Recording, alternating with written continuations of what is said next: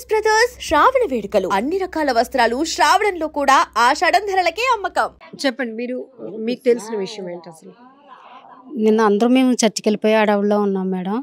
అయితే వాళ్ళ ఆయన గారు వచ్చి నిసి మాధురి అని పిలుస్తున్నారంటే అంతకీ పలకకపోతే ఇలాగ ఈ పక్క ఇది తాళం వేసేస్తుంది, అది తాళం వేసేస్తుంది, అది తాళం వేసేస్తుంది. ఈ పక్క నుంచి ఇలా దూకి అటు నుంచి వెళ్ళి చూడబోతుకి డోరు ఓపెన్, కొంచెం తాళం వేసి లేదు కానీ ఓపెన్లో కొంచెం ఉందంట. చూడబోతే రక్తపు మడుగులో ముగ్గురు ఉన్నారు. ఇంకా తను ఏడిసేస్తున్నాడు అని అందరం వెళ్ళి చూడబోతుకి ఈ తాళం ఎవరో బద్దలు కొట్టారు, తాళం దొరకలేదంట మేడం. అప్పుడు అందరం వెళ్ళి చూడబోతుకి రక్తపు మడుగులో ముగ్గురు ఉన్నారు. ఇంకా అంతే, మాకు ఎవ్వరికి ఇంకా సౌండ్ లేదు మేడం. చిన్ని పిల్లలు ఏం జరిగిందన్నది కూడా మాకు ఎవ్వరికి ఏం తెలియదు మేడం. ముగ్గురు మృతదేహాలు ఒకే చోట పడి ఉన్నాయమ్మా? అంటే ఆ ప్లేస్లో బాత్రూమ్ దగ్గరే ఉన్నాయి. మా మాదిరిది ఈ పక్కన ఉంది, చంటి పిల్లది సోఫా పక్కన ఉంది, పెద్ద పిల్లది డ్రమ్ బాత్రూమ్ దగ్గర డ్రమ్ పక్కన ఉంది. ఇంకా రక్తం ఎలా ఉందంటే ఇంకా మేము ఎవరం చూడలేకపోయేవాడు. స్కూల్ నుంచి వచ్చిన వెంటనే ఈ వీధిలో ఆడుకుండేవారు, కొంచెంసేపు మా ఇంటి దగ్గర ఆడుకుండేవారు. మళ్ళీ సాయంత్రం వచ్చేసరికి మళ్ళీ వాళ్ళ ఇంటికి వాళ్ళు వెళ్ళిపోయేవారు. ఎవరితోటి గొడవలు కానీ గోళ్ళలు కానీ ఏమీ లేవు. చిన్ని పిల్లలని ముద్దుగా మాట్లాడే పిల్లలండి. అలాంటి పిల్లల్ని మరి వాడు అంత కిరాతకంగా ఎందుకు చంపాడు అనేది మాకు తెలియాలి మేడం. ఇప్పుడు వీధిలో కూడా పక్కనే ఇల్లులు ఉన్నాయి. ఒకసారి ఇన్వెస్టిగేషన్ కోసం అధికారులు కూడా లోపలికి వెళ్తున్నారు. పోలీసులు ఇన్వెస్టిగేషన్ కూడా ముమ్మరంగా కొనసాగుతోంది. ఎందుకంటే ఇప్పటికే కొన్ని గంటలు గడిచిన పరిస్థితి కాబట్టి ఏం జరుగుంటుంది, ముగ్గురిని ఇంత కిరాతకంగా హత్య చేయాల్సిన అవసరం ఎవరికి వచ్చింది అనేది ఇప్పుడు ప్రతి ఒక్కరిని తొలిచేస్తున్నటువంటి ప్రశ్న ఇది. దీంతో పాటు తీవ్ర భయాందోళనకు గురి చేస్తున్నటువంటి దారుణమైన హత్యలుగా కూడా మనం చెప్పుకోవచ్చు. అమ్మ, ఇప్పుడు మీరు చెప్తున్నారు ఆ నాన్న ఆ పిల్లల కోసం టిఫిన్ తాటికాయలు కూడా తీసుకొచ్చారు అని చెప్పేసి. అదే రాత్రి నైట్ డ్యూటీకి వెళ్ళేటప్పుడు తాటికాయలు తేడాడి అని చెప్పిందంటండి. ఆ తాటికాయలు టిఫిన్ కూడా ఇక్కడే ఉండిపోయినాయండి. అలాగా ఇంకా వాళ్ళ రక్తం మడుగులో ఉన్నప్పుడు ఇంక ఇవన్నీ ఏమి ఉంటాయండి. ఇంకా చిన్ని పిల్లలు, అలాంటి పిల్లల్ని చూసి బాబోయ్ నాకైతే బుర్ర పనిచేయలేదండి. మీకు చెప్తే నమ్మరు. ఆ పిల్లలు ఇప్పుడు కూడా నాకు కళ్ళల్లోనే ఆడుతున్నారండి. అలాంటి పిల్లలు వచ్చి ఆంటీ అన్న పిల్లలండి. ఇంత దారుణంగా దాన్ని చంపేసాడు. పిల్లలు ఏం చేశారండి? నేను అదే గుమ్మలో పడుకుంటానండి. అలా డాడీ అమ్మ తాటికలు తెమ్మన్నారు, టిఫిన్ తెమ్మన్నారు, మీరు ఇక్కడే ఉండి చూడలేపారని ఎంత ఏడ్చాడండి. చాలా దారుణం అండి. అలాంటి ఏదో చూపించాలండి. మాకు చాలా భయం అవుతుందండి. 2 రోజులు నిద్ర లేదండి, తిండి కూడా లేదండి. పిల్లల్ని అట్టుకొని ఎడుతున్నామండి. మా పిల్లలు చూస్తా పిల్లలు గుర్తుకొస్తున్నారండి. నాకు ముగ్గురండి, ఒకటి మా అమ్మాయితో పాటు పిల్ల. చాలా భయం అవుతుందండి. మేము ఉండడానికి కూడా చాలా భయం అవుతుందండి నాకు. ఈదులో మాకు నిద్ర లేకుండా అలా చూస్తూనే ఉంటున్నాం. ఆ ఇంటంకే ఆ పిల్లలు ఆడుకునే స్థలం ఇదే అండి. వీధిలో కనిపించడానికి కూడా ఒక సీసీ కెమెరా కూడా లేదు మేడం. లేదండి, అక్కడ తోరలో కూడా సీసీ కెమెరా లేదు మేడం. సిఎం స్కూల్ కాడ కూడా సీసీ కెమెరా లేదండి. కుర్రోళ్ళు గంజే తాగేసి ఇంతంత చిన్న వయసు పిల్లలు అలా సెల్ ఫోన్లు అట్టుకుని చూస్తూ ఉండి వెళ్ళిపోయిన వాళ్ళకి సిగరెట్లు వస్తా అక్కడ కూడా ఫ్యామిలీ పిల్లలతోటి ఉంటుందండి. చంటి పిల్లలతోటి ఆ గోళ్ళ మీద కూర్చొని డైలాగులు కట్టా వేస్తూ ఉంటారండి. అర్ధరాత్రుల మీద లైట్లు ఉండవండి. అక్కడ లైట్లు ఉన్నా పగలు కూడా వేస్తారండి సీసాలు ఇచ్చుకొని. ఎవరు రావాలన్నా ఇదే తోవా లేకపోతే వెనకాతల నుంచి జగన్ సైడ్ నుంచి ఇంకొక రూట్ ఉంది మేడం. గోడ ఉండేదండి. ఇప్పుడు జగన్ సైడ్ తిన్నంగా వచ్చాడండి. ఎవరిని అడిగినా జగన్ సైడ్ కొత్త వాళ్ళు ఎవరు వచ్చినా జగన్ సైడ్ అంటున్నారండి. కొత్త మొక్కలు వచ్చినప్పుడు ఎలా వచ్చారు బాబా, ఎవరు కావాలి బాబా అంటే జగన్ సైడ్ అంటున్నారండి. ఇప్పుడు కొత్తగా కట్టారు కదండి జగన్ సైడ్. ఇంకా అటు సైడ్ ఇంకా ఖాళీగా ప్లేస్ ఉందండి. ఇంకెలా ఈదులండి వచ్చేస్తున్నారండి. వచ్చేసి ఎవరు బాబా తాగేసి ఉన్న వాళ్ళే వస్తున్నారండి. ఎవరండి ఇలా వస్తున్నారంటే జగన్ సైడ్ అమ్మా, మా జగన్ సైడ్ అంటున్నారండి. ఆ లెవెల్ కూడా మాకు తెలియదండి. వాళ్ళు మాకు తెలిసేటండి. పొద్దున పోయి పనులకి పని సాయంత్రం వస్తామండి. మాకు తెలియదండి ఎవరు వస్తారు. ఈ కాలనీలో ఎన్ని ఇల్లులు ఉంటాయి తల్లి మీ లెక్కగా? అంటే ఈ వీధిలో ఇలాగా పైనే ఉంటాయి మేడం గారు, పైనే ఉంటాయి. కాబట్టి నిరంతరంగా మీకు ఇక్కడ ఎవరైనా కూడా మీకు ఒక ఐడియా వస్తుంది. తెలియలేదు తెలిసిన వాళ్ళు అయితే మేము మామూలుగానే పట్టించుకోమండి. ఇలాంటి పలానింటికి మేమే అంటామండి. అంటే కొత్త వాళ్ళు వస్తే మాత్రం జగన్ సైడ్ అంటున్నారండి. ఇంక జగన్ సైడ్ నుంచి కానండి ఇంక ఎలాగానండి ఇంకా వాళ్ళు ఇలా అప్పలోళ్ళు వచ్చారు, లాలేలు వచ్చారు, వీళ్ళు వచ్చారు అని చెప్తున్నారు కానండి.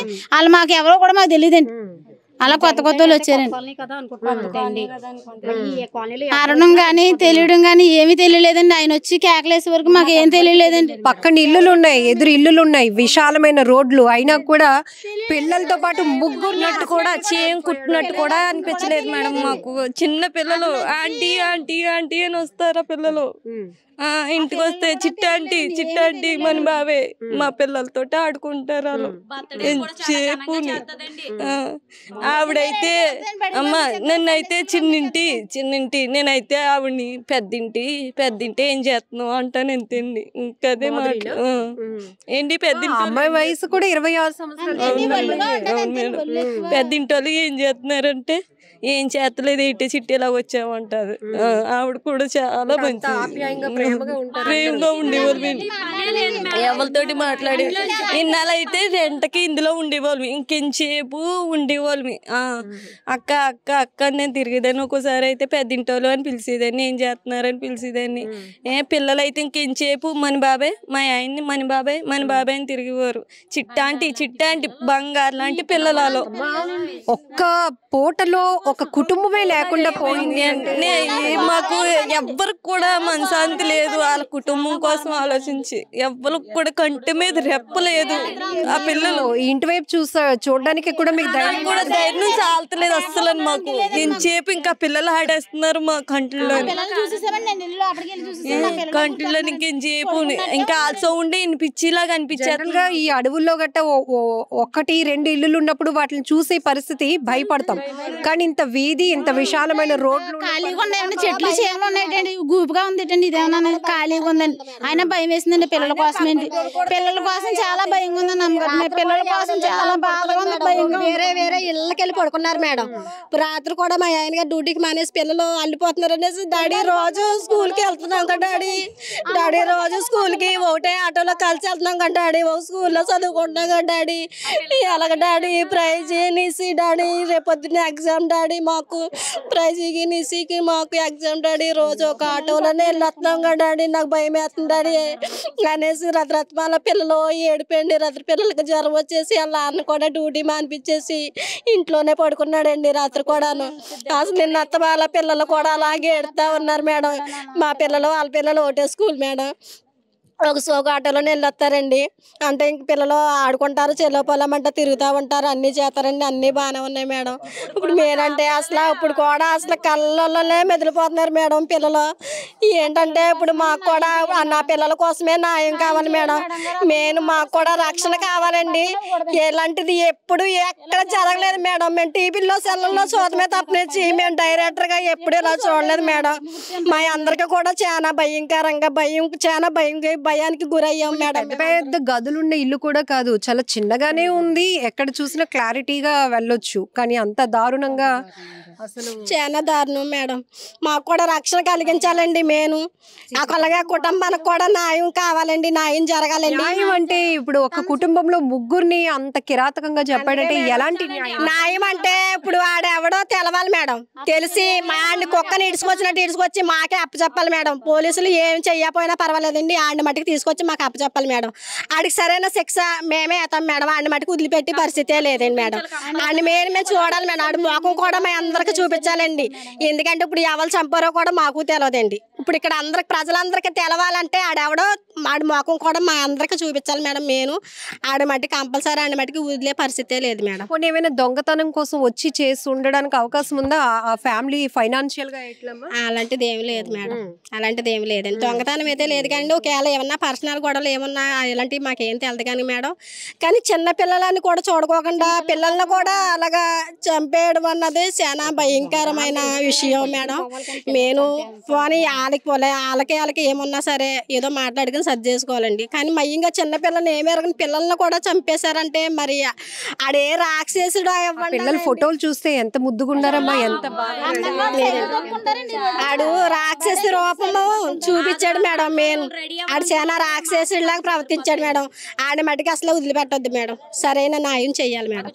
మొత్తం ఈ వీధిలో ఉన్న వాళ్ళు కూడా ఎవ్వరు ఈ దారుణానికి ఒడిగట్టింది ఆ వ్యక్తిని మాత్రం పోలీసులు అదుపులోనికి తీసుకొని మా ముందు ప్రవేశపెట్టాలి, మాకు చూపించాలి అని చెప్పి వాళ్ళు డిమాండ్ చేస్తున్నారు. అలాగనే మా కాలనీకి భద్రత లేకుండా పోయింది. ఒక్కసారిగా ఒక్క కుటుంబంలో ప్రతిరోజు మా కళ్ళెదుటే తిరిగే పిల్లలు ఇక్కడే సైకిల్ తొక్కుంటారు. మా పిల్లలతో పాటు స్కూల్కి వెళ్ళే పిల్లలు వాళ్ళిద్దరు కూడా నిసి కావచ్చు, లేకపోతే ప్రైజీ కావచ్చు, అలాగే మాధురి ఎవరైతే 26 years ఉన్నటువంటి మాధురిని కూడా అత్యంత కిరాతకంగా హత్య చేసినటువంటి ఆమె కూడా అక్క అక్క అంటూ మేమందరం పిలుస్తూ ఉంటాము. అందరూ ఒక వీధిలో ఉన్నా కూడా చాలా ఫ్యామిలీ మెంబర్స్ లాగా మా అందరి మధ్య బాండింగ్ ఉంటుంది. అలాంటిది ఇప్పుడు ఈ ఇంటి వైపు చూడాలంటేనే మాకు భయం వేస్తోంది. ఆ ఇంటి నెంబర్ 128 కదమ్మా, ఆ ఇంటి నెంబర్ అటువైపు చూడాలంటేనే మాకు భయం వేస్తుంది. ఇక్కడ ఒక కుటుంబమే ఇంకా లేదా, వాళ్ళని మేము చూడలేమా అని ఆ వాస్తవాన్ని కూడా మేము జీర్ణించుకోలేకపోతున్నాం. ఒళ్ళు గగ్గురుపాటుకు గురవుతోంది. ఖచ్చితంగా ఇలాంటివి మళ్ళీ జరగకుండా ఉండాలి అంటే మాకు భద్రత కావాలి. చంటి పిల్లలతో ఉంటున్నాము. ఇంత విశాలమైన వీధి, ఇంత విశాలమైన రోడ్లు ఉన్న చోటే ఏమీ కాకుండా ఎవడో వచ్చి అంత దారుణంగా పిల్లలతో పాటు తల్లిని కూడా హత్య చేసి ముగ్గురిని హతమార్చి వెళ్ళిపోయాడు అంటే ఖచ్చితంగా న్యాయం జరగాల్సిందే అంటూ కూడా ఈ మహిళలంతా డిమాండ్ చేస్తున్నారు.